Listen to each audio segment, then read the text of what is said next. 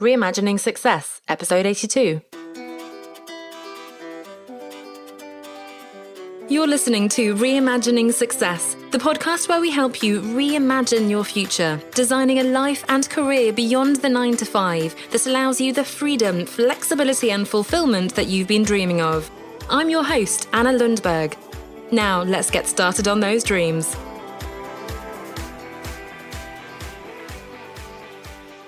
Hello there and welcome back as we look this week at connecting the dots and specifically using your Ikigai, the Ikigai framework to do so.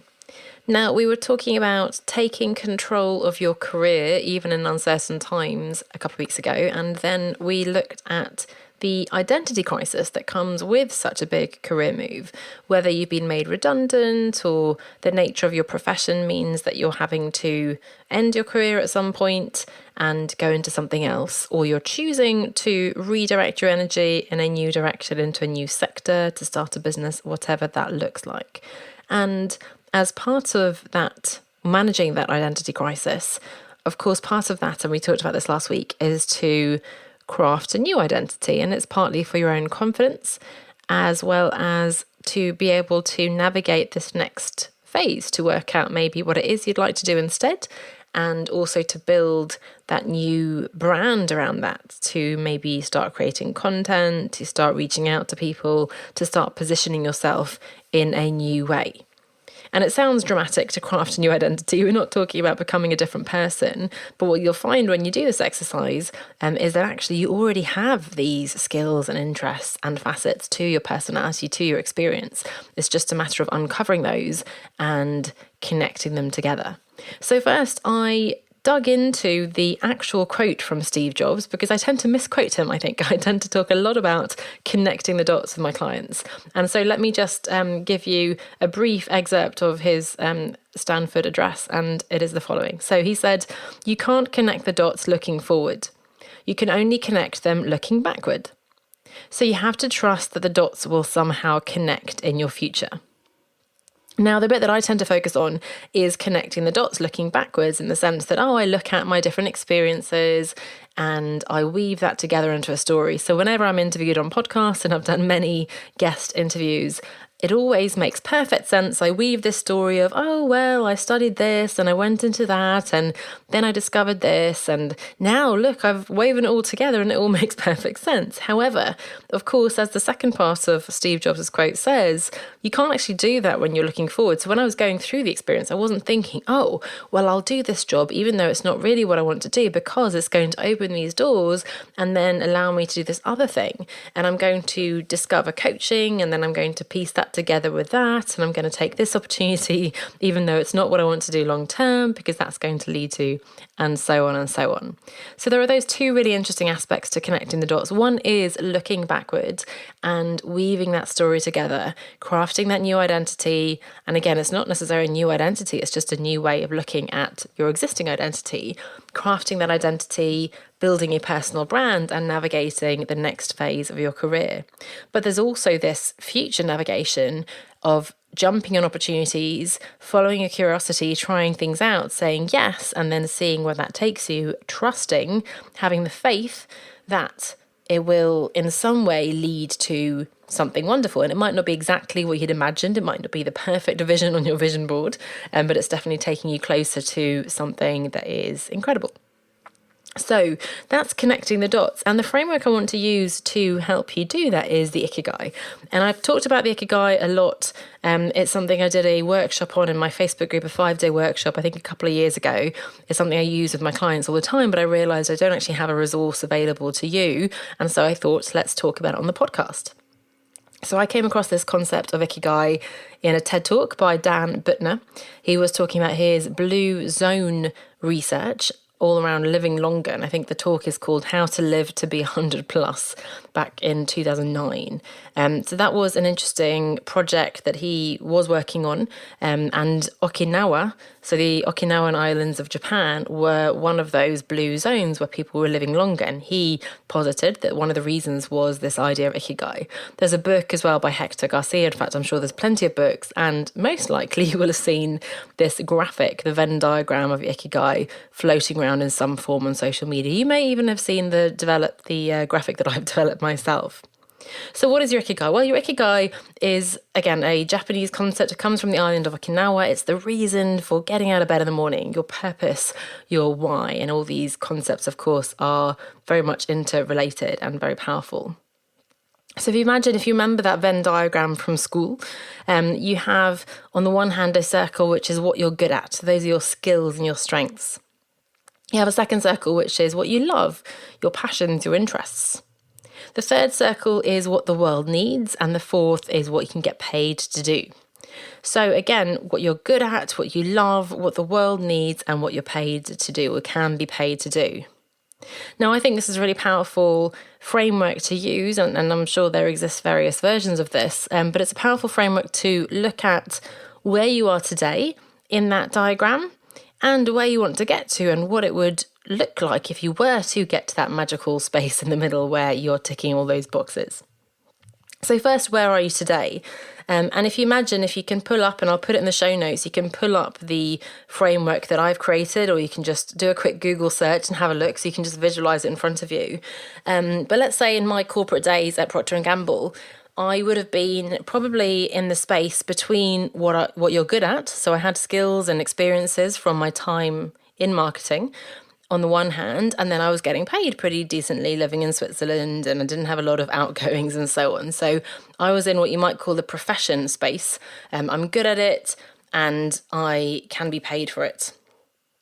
If you are pulling a random idea out, if you're working on something you love and it's a really powerful cause that you believe so strongly in, but you're not actually getting paid for it, and maybe you're just volunteering, you're coming straight out of school and you're not good at it yet, that would be a really powerful mission, but you're not actually being able to earn money from it. And that's certainly something, when I came out of university, I wanted to work at the UN in an NGO. I'd studied politics, economics, development, and I thought I could make a massive contribution. But as it turned out, I had no skills or experience, of course, in relation to all these other people who were applying for jobs who had 10 plus years of working in the field, working in Kosovo and so on. So, that's a bit of a naive space to be in. It's all very well as sort of a voluntary capacity, but it's not going to be a business. It's not going to be a career that can be financially viable, which is what we're talking about here.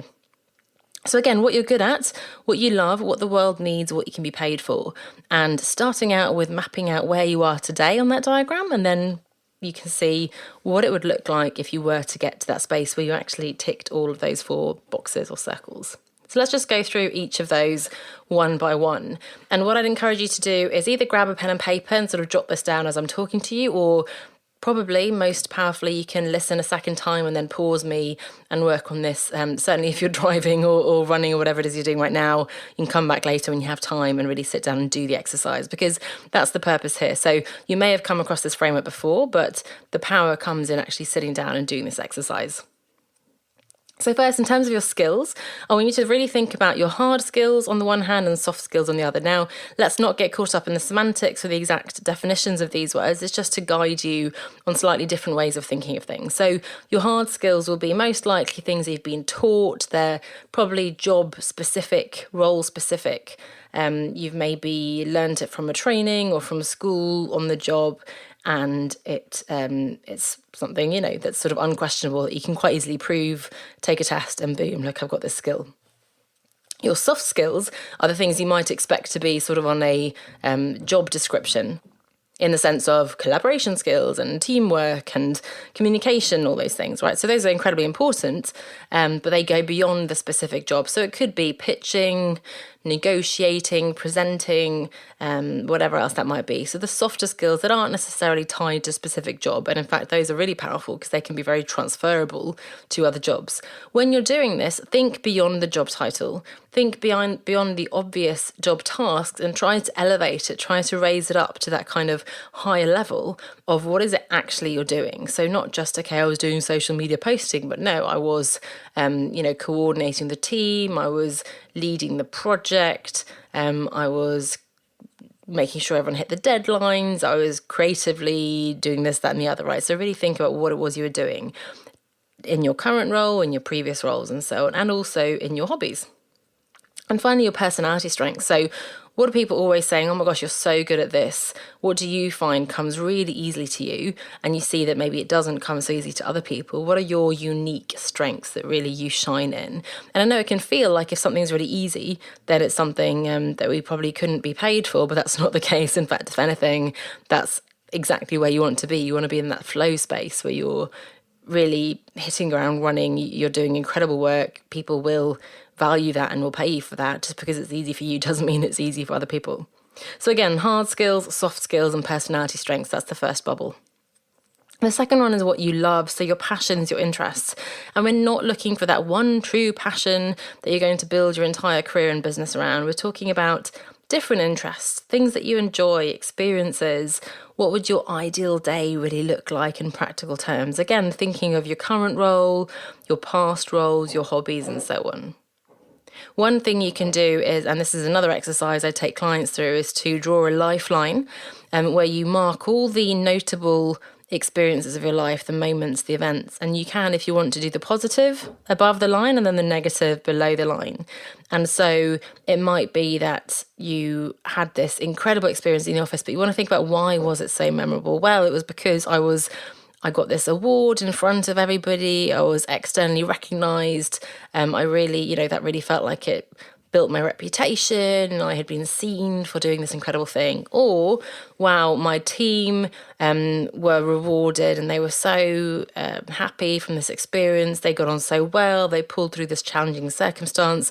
And for me, that was the most rewarding. So seeing how well they did, or how someone who reported to me did, and so on. So really trying to explore and dig deeper. What was it about that particular event? What was it about that project that you really loved? And it could be practical things too. I love being out and about, outdoors. I love sitting at home by myself, working my computer. I love working by myself. I love working in a team, and so on.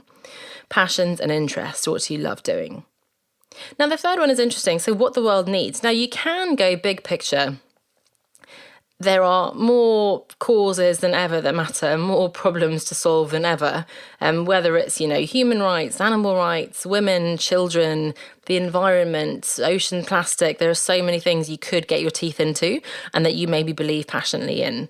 And that is very powerful. However, we're not all Bill Gates. We don't have to have some massive passion for that huge cause. We don't have to change the world to that extent, although by all means, please try. But it doesn't have to be so incredibly impressive. It can be something that you're helping people with on a much smaller level, and probably it's more likely to be something a bit smaller scale. So in particular, you might think of a personal experience you've gone through or a struggle that you've come out at the other end, and you can now share your experiences and add value to other people. So maybe you've lost a load of weight, or you've found love, or you've gone through a difficult divorce, you've reinvented yourself in your career, you've started a business. Whatever it is you've gone through yourself is something then that you can potentially help other people. I've gone from A to B and I can help you do the same. And that's something that other people will need as well, I'm sure. So thinking creatively, and again, quite sort of small scale really, as to what are the things that people really need and what can you help them with. And then finally, because again, it's a business, a career, it's not just a charity, it's not a hobby. Who needs this thing? Can they pay? Will they pay? How could you monetize this? And it might be random ideas. Hey, I could drive an Uber. I could do translating or editing or whatever it is, right?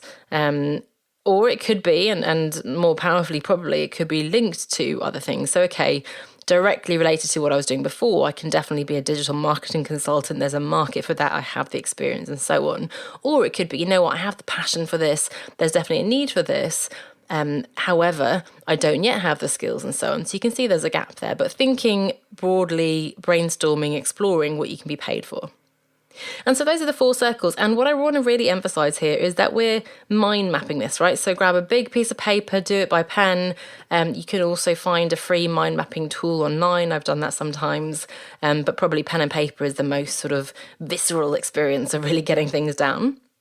I've done a lot of creative writing courses, and they always say you have to write first and then edit as a second step. Never edit while you're writing. And that's what I want to tell you here. What I don't want you to do is cross things out or worse, not put it down at all because you think to yourself, oh, but that would never work, or that's ridiculous, that's so embarrassing, what would people think, and so on. You don't have to show this to anyone. So be honest with yourself. You can be honest about the things you love, the things you care about, the ideas you've had, the things you're great at, and just put it down. Don't worry, you have plenty of time later to cross things out and to rule them out if you feel they're not practical, if they're not things you actually want to do, they don't fit with your family circumstances, whatever that may be, but you don't want to rule them out before. The idea here is just to map everything out. And if nothing else, if the only thing you get out of this exercise is that you realise what rich and incredibly broad and varied and inspiring experiences and skills you have, then that's already a really useful exercise. We're talking about building, crafting. Remember that painful process of the butterfly metamorphosizing. That's the process we're talking about here. So finding the elements in the protein soup, and you'll have to listen to last week's episode if you want to understand what I'm talking about, if you've missed that. But building together that new identity based on the different elements. And so just mapping that out as a first step is really powerful. Secondly, you can then start to find the patterns. I'm sure you'll see certain keywords and themes and ideas that crop up in each of the 3 or 4 circles, and that's where it gets really interesting, because that's where probably you'll be able to find something that really potentially could live in your Ikigai, where you really could be in your element. You're great at this, you love doing it, the world needs it, and amazing, people will actually pay you to do it. So seeing patterns is the next step. But again, just coming back to Steve Jobs to finish on that, remember what he said. So you can't connect the dots looking forward, you can only connect them looking backwards, and you have to trust that the dots will somehow connect in your future. So at this moment, we're connecting the dots looking backward.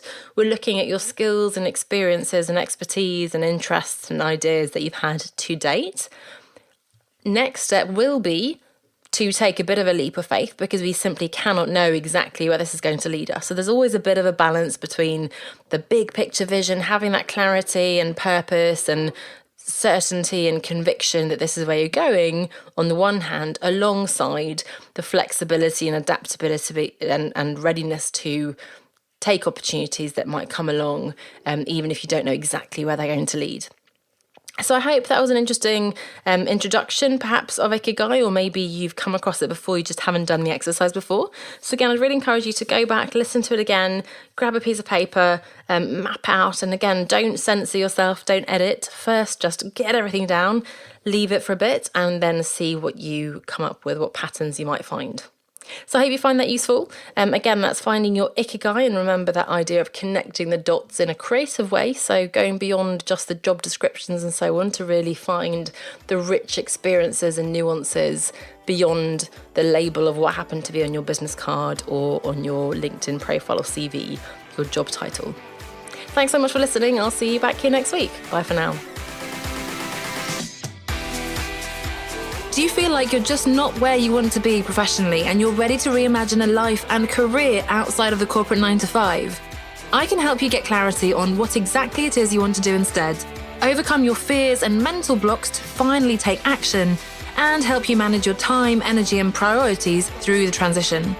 Apply for your free clarity call with me at onestepoutside.com/clarity call. I can't wait to get you started with that one step, so sign up now at onestepoutside.com/clarity call.